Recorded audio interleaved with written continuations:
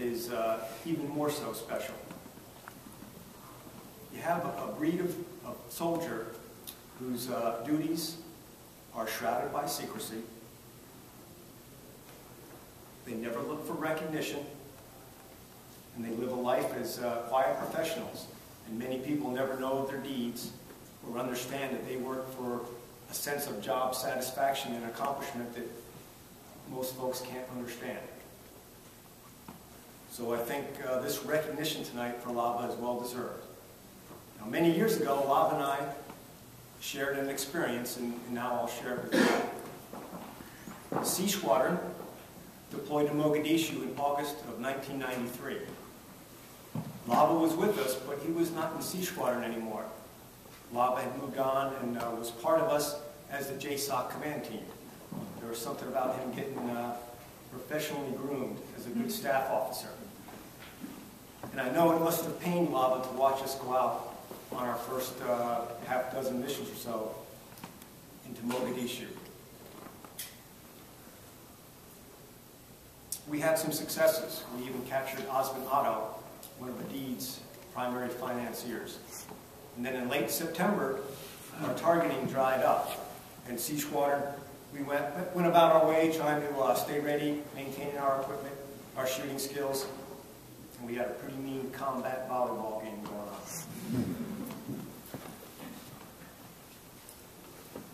Then in early October, we had a source walk in and tell us, hey, I can't get you Adid. He's gone too far underground, but I can help you get some of his lieutenants.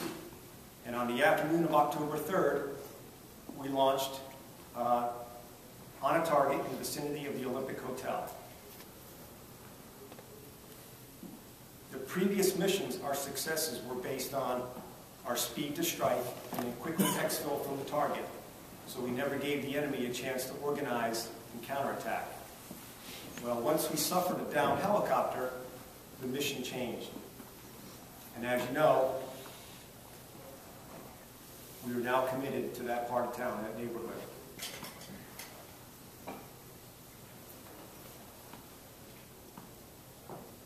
So Sea Squadron and parts of the Ranger element that we had with us moved by foot and moved towards the crash site, what would become known as Crash Site 1. And as we moved in this urban environment, our casualties mounted.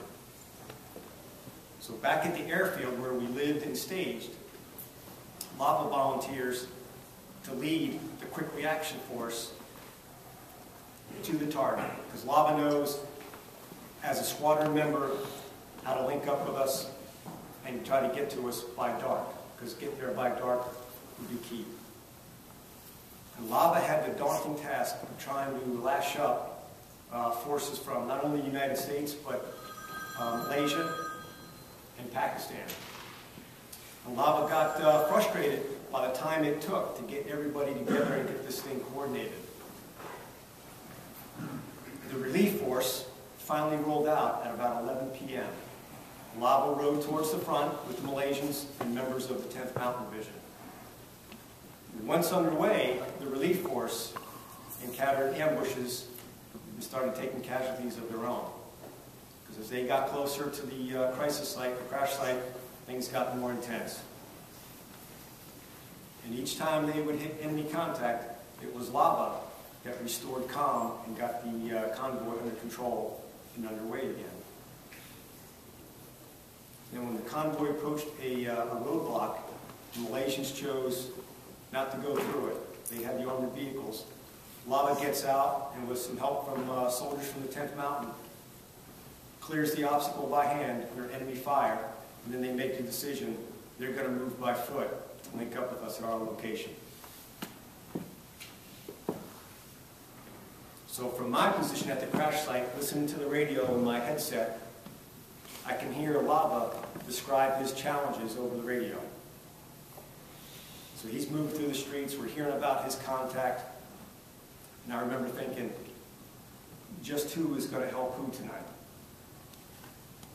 But throughout the enemy contact and the enemy engagements that Lava encountered, his voice was always cool and confident. And I remember his words to this day, hang tough, fellas, we're going to get to you soon.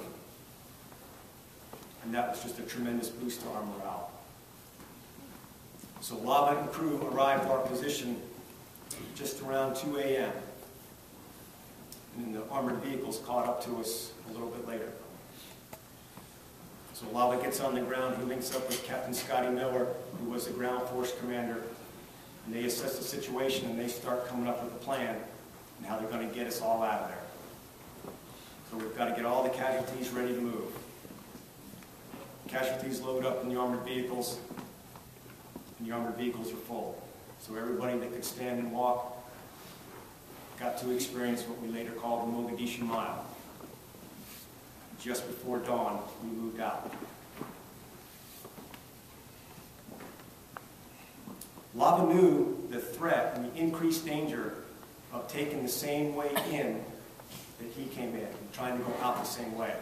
But he also recognized that was the only way he was going to police everybody up and account for everybody on the way out. So we made that decision, and right around dawn, we started making our way and literally fought our way to the Packy Stadium. And then a short time later, we collected ourselves back at the hangar on the airfield, and we prepared for a rescue mission of Night Stalker pilot Michael Durant. For his actions that night, Lava earned the Silver Star, but he also earned a lifetime of gratitude for those of us in the task force. And then a few months later, Lava rejoined us as the Sea Squadron commander.